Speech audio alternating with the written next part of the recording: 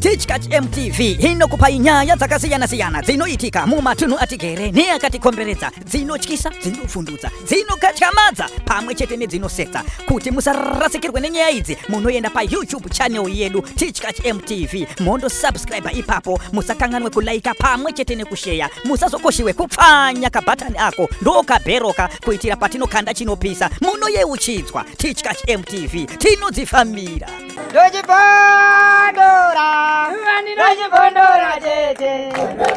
Mulidziwe upenyu, imi baba munoda zvakanaka. Taapano basa rose tiri kuisa mukati meruoko rwenyu. Nhungamiri yenyu yemakaisa pamberi pako yemasimba ose yaakutanga basa. Vana venyu vari kuuya nehongu kwete, yova kwete. Tingodzorera mbiri yose kwamuri kusvika tapedza basa rose. Ndikristu akafara ponesi wedu. Amen.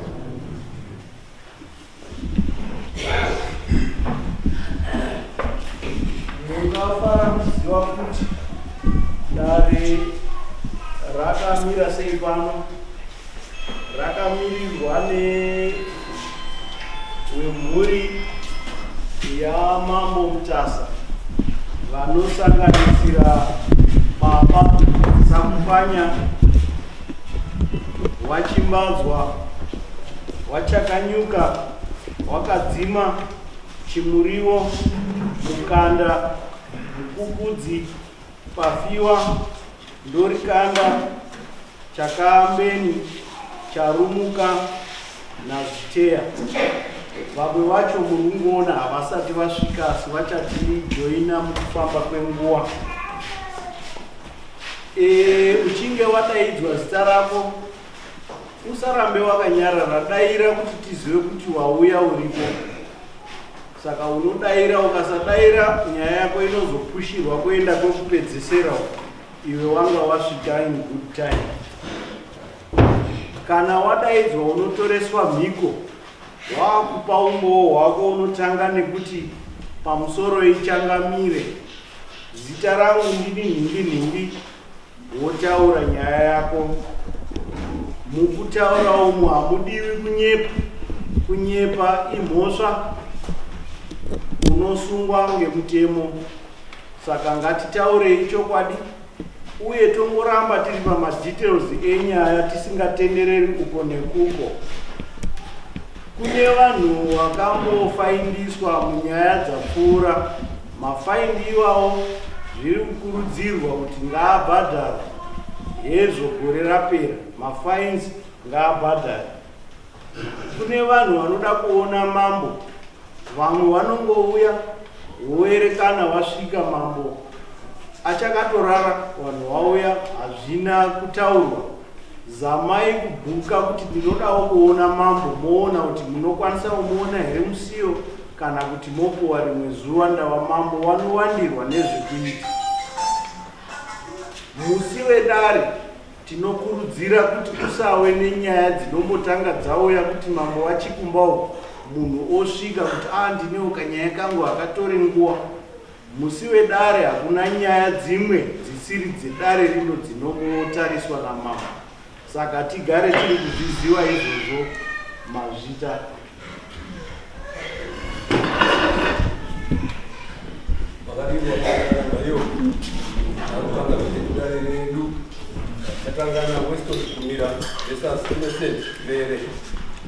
Akaburitsira Mwana Ane Banga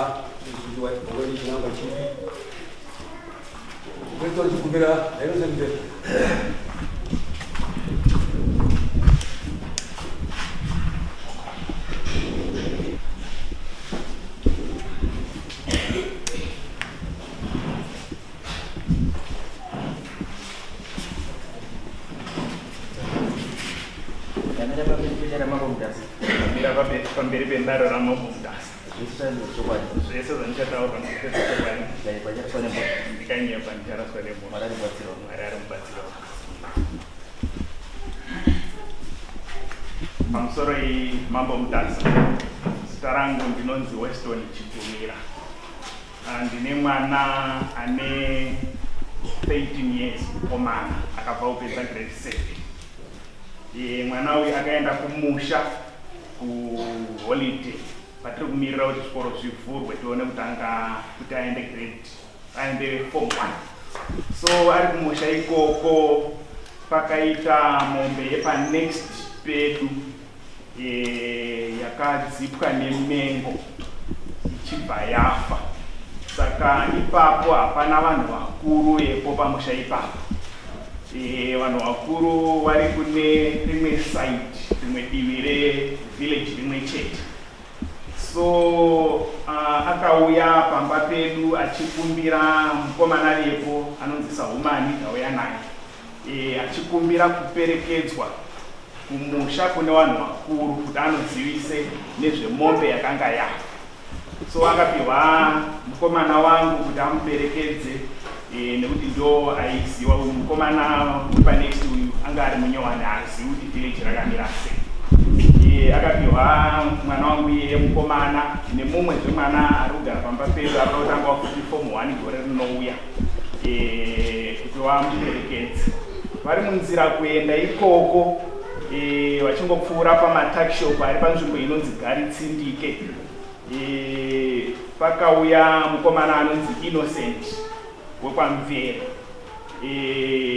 Akasvika kunobata mwana wangu, akabudisa banga, akataura mashoko ekuti uyu akabereka jezi number 9 ndiye wandiri kuda chaiye. Achibva abudisa banga. Mudiki mumwe wacho akabva atiza. Iye achibva apukudika achibva atiza zvakare. Vatiza vakatizira pamusha uri pedyo nepazvakaitikira ipapo. Ndauya zvakare namai wacho wepamusha ipapo pakatizira mwana achisvika. Then ari ipapo mwana akanga ava kutya kuenda kumba. Achiti chitotaurirai vari kumba wauye kuzotitora. Kusvikira pavakazoperekedzwa kusvika vasvika kumba. Then rechimangwana racho baba vakaenda kwaSabhuku kuti vanonzwisisa kuti chii chaitika. Since mukomana akanga atozikana kuti ndi Innocent Mvere aita izvozvo. Vari kwaSabhuku, Sabhuku akati nyaya iyi chimiro chayo regai titungamidzane tiende kwaMvere tione kuti chii chaitika. Vari munzira kuenda ikoko vakabva vasangana naInnocent Mvere. Zvinonzi pavakabvunza Innocent Mvere munzira imomo, Innocent akaramba akati inini handifambi nebanga, upenyu hwangu hwese handitofambi nebanga. Saka zvamuri kutaura izvi zvechokwadi mwana ndakaonana naye, zveshuwa ndikamubata, asi pandakapinza ruoko muhomwe handina kubudisa banga, ndakabudisa chikwama. Then Sabhuku manzwira andakaitawo panguva iyoyo akati shuwa Innocent mazwira atinomuita ari Innocent sezita rake. Haangaiti zvinhu zvakadaro. Saka zvaari kutaura izvi ichokwadi. Baba vachibva vadzoka kumba vachichitsanangurira wavo vari kuvasara kumba kuti ndo zvaitika pamafambiro andaita. Zvinonzi mwana akatanga kuti saka muri kundiita benzi, muri kufunga kuti zera rangu rinoiri handizivi kuti chinhu chinonzi banga chakamira sei sei. Muri kufunga kuti handizivi musiyano uri pakati pebanga nechikwama. Saka zvadaro baba vakasara pakati nepakati kuti vanzwisise kuti chamboitika chaizvo chii. Ndo pavakachizondifonerawo vachiti ndo zvaitika kunoku, saka tiri kushaya kuti nyaya yacho toigadzirisa sei. Ndikati kana zvinhu zvaitika semazwira andinoita, pane nyaya yekuti vanhu vekwamvere vanhu vamakagarisana navo vanga vasatoti vandiudza kuti vazosvika nekuna Sabhuku. Saka ndakatanga wati madini kuenda kuna Sabhuku kuitira kuti vaedze kuenzanisa ino vanhu vekwamvere, nekuti tine nyaya dzekugarisana dziripo tinoda kuti tinge tichitarisa nezvadzo.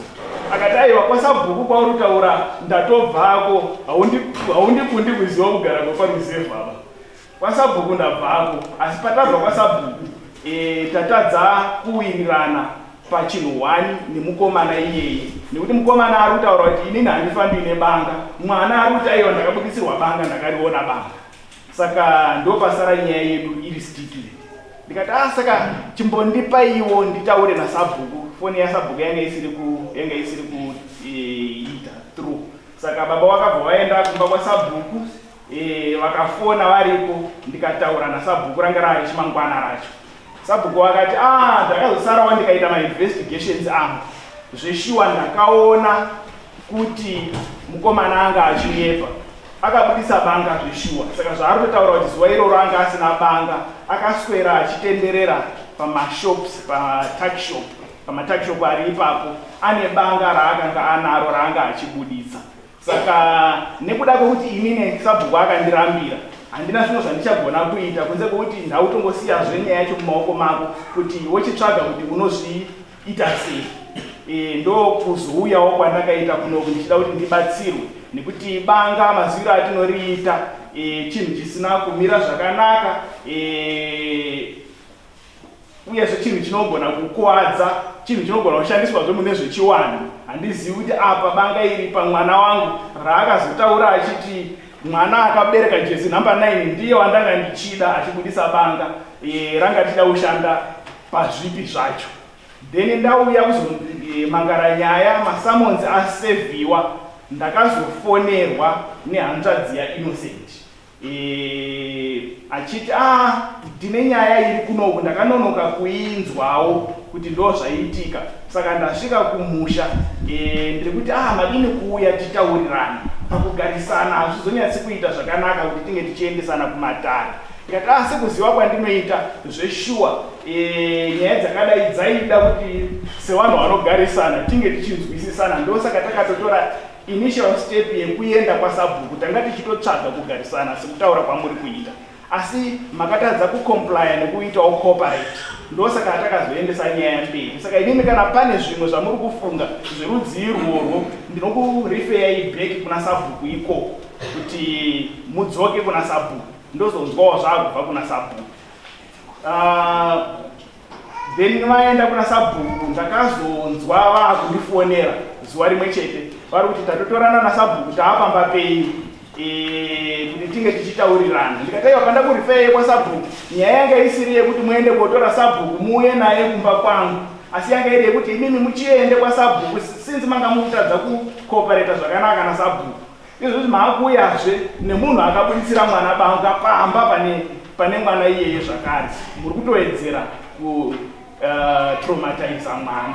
Saka zvatingatoita ngatidzoke kuneutral vein, chinzwai kuti Sabhuku wakasununguka riini, todzoka kumba kwaSabhuku totaurirana tiri kumba kwaSabhuku kana muri kuda kuti tinge tichitaurirana. So takadzoka zvakare musi weSondo, Sondo rineri rapera iri, tikasvika pamba paSabhuku. Vanga varipo hanzvadzi dzacho mbiri dzaInnocent namai waInnocent, naSabhuku wakazoti nonoke kusvika. Takatopfuura vari pamatuckshop ipapo, munhu anombomwira zvake anga achimwira ari pamatuckshop ipapo. Then tobva tachitanga kuenzaniswa. Mukuenzaniswa ikoko, Sabhuku vakangorondedzerazve mafambiro akanga aita nyaya. Then hanzvadzi dzaInnocent dzakanga dzichichema kuti since nyaya yanga yaamberi, manga madini kuti munowithdraw nyaya. Ndikati apa pese apa muri kundikumbira ruregerero imimi hanzvadzi dzaInnocent, ndimi vanhu vandakakurawo nawo, ndinozivana nemi kunyaya dzakawanda, tinosangana makasiyana-siyana. Asi ndagara handina chandakakanganisirana nemi, zvekuti pamuri kundikumbira ruregerero handisi kunzwisisa kuti muri kundikumbira ruregerero pakuti here ndimi makanga matuma Innocent. Kana manga musirimi makatuma Innocent, ndoda kuti imimi hamuna chamakatonditadzira. Innocent ndiye aifanira kunge achikumbira ruregerero.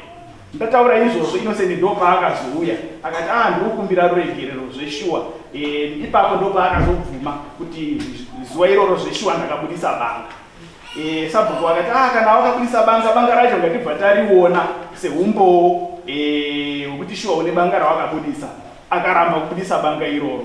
Akati inini banga ndakatorasa.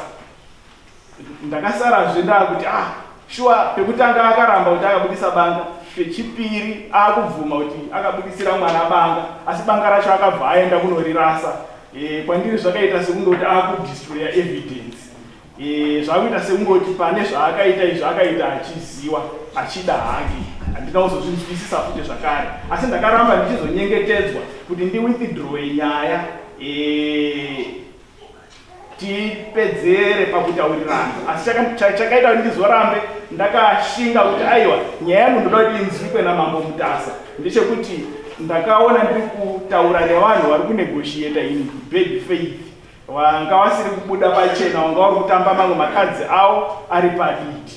Saka ndakaramba ndakangoshingirirawo ipapo kuti zveshuwa mandikumbira ruregerero pakugarisana, zveshuwa hazvina kumira zvakanaka kuti tinge tichiendesana kumatare. Asi pamakatisvitsa chinhu chekutanga ndechekuti makanonoka, hamuna kukana kutombouya kuzokumbira ruregerero. Mwana akabva kumatakishop achiridza mbere yakazika nedunhu rese, asi imwe wacho hamuna kuuyawo muchishowa inonzi remorse pachirungu iye. Hamuna kuuya kuratidzawo kuti mabatikana nezvaitika kumwana, uyezve akazotoita initial step yekuenda kuna sabhuku. Ndisu panyaya yamuri kutaura yekugarisana, ndisu tiri kutotora masteps ekuti teedze kugarisana nemi mushure momunga matitadzira, asi imwe wacho hamuna chamuri kuita chiri kunyatsa kuratidza kuti muri sensiye. Asi zveshuwa ndakunzwa ipanapa kuti makumbira ruregerero. Ndaungoti nyaya yedu ngaichiende kumberi yonzwikwawo namambo Mutasa, uyezve wachiziva wane background yekuti makauya nenyaya, makazouya muchikumbira ruregerero pane zvakanga zvaitika, tochizoona kuti tinonzwisisana sei uyezve tinogarisana sei pahukama sekutaura kwamuri kuita. Asi pane nyaya dzisina kutijekera pamaitikiro akaita zvinhu. Ndosaka ndauya pano mambo Mutasa.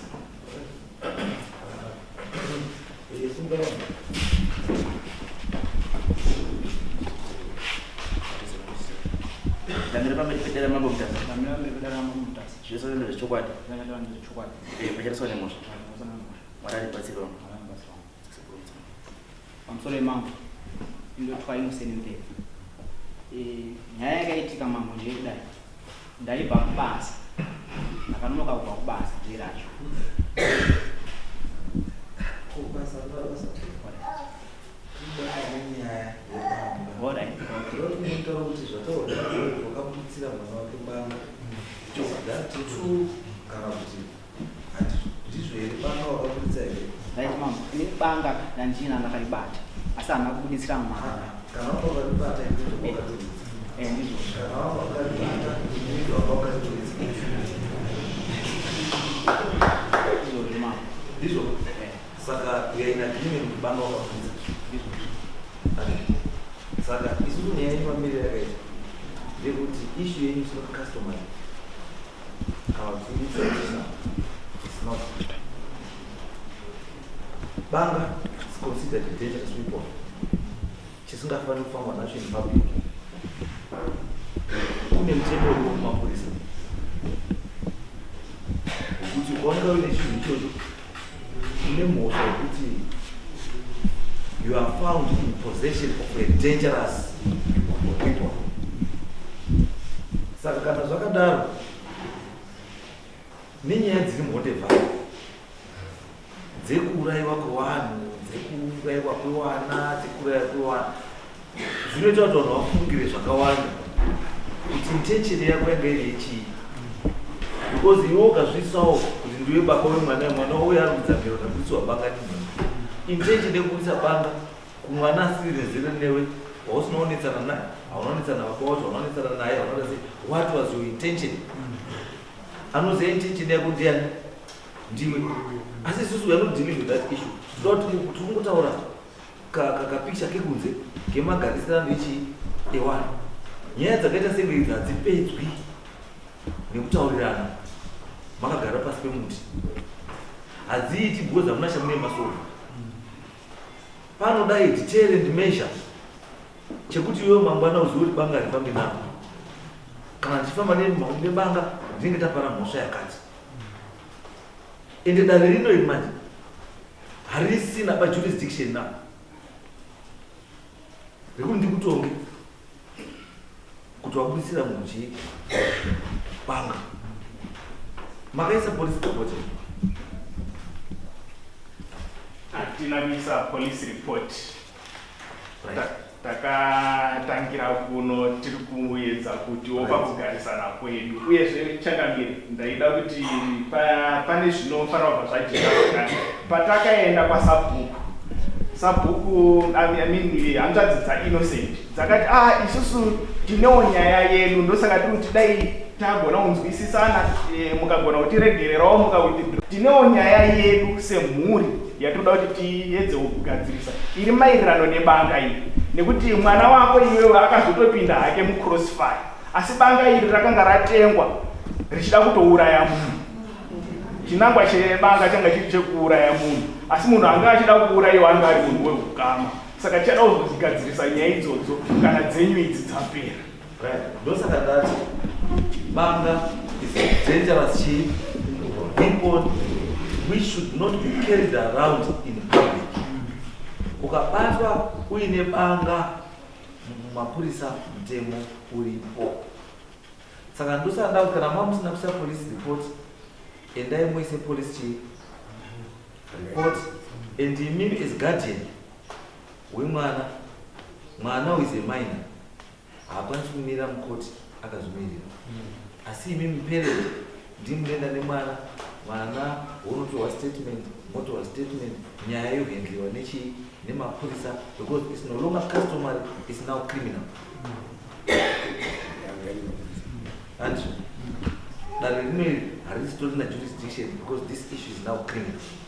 Saka my recommendation ndekuti mimi kuchibva pano maenda to the nearest police station then vanoripota nyaya then sabhuku pamuri kuenda kuripota mapurisa anofanira kunge aripo as witness yezvo makatraya kuita kugadzirisa nyaya iyo so that banga iri kutaura innocent riri kupi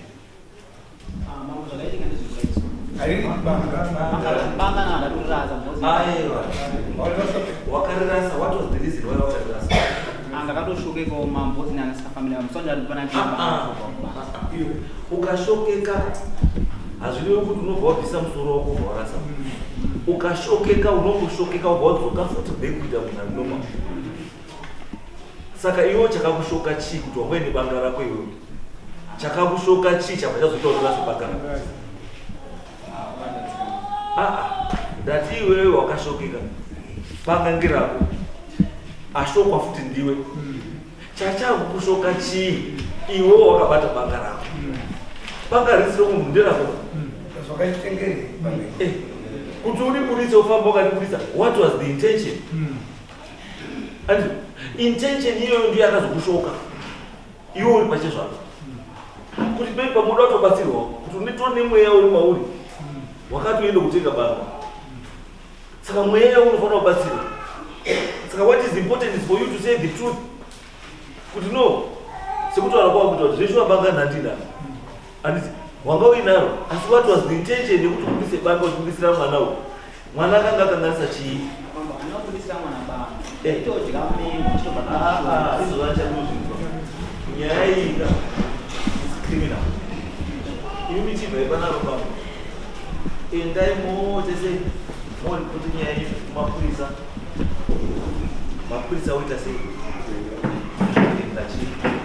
uye nenyaya yavo asi chandikuziva ndechekuti banga iroro iwe enda wotsvage pawakarirasa because kutorirasa kwaunoita iyozvi right now handikakona kubvumwa kuti banga wamwe inaro zveshuwa sawakarirasa so its evidence manje inomira zvese zvawatotaura zvatoketwa navanhu vesava its evidence that is going to be used against you kuti iwe ukanongorozva kuti banga hauna mhosva navo saka wanga wakurira sei wanga uri yakamengo ndi banga saka chakuti uzorase banga rako chii hauchakudya dzimwe mengo futi mengo dzakaperera unozikana nekudya mengo nebanga saka wakurasirei banga rako asi depende yekuti hakurasa banga iroro zvakubva zvakutoenda kurengi kuti wangoeneka muka intention kasirike memo endawo tsvage banga uye nebanga kumapurisa unosarinde chii banga iroro asi imimi bambo chibva ipano chiendai kumapurisa wamanoripota this case this is a criminal issue. Right, endai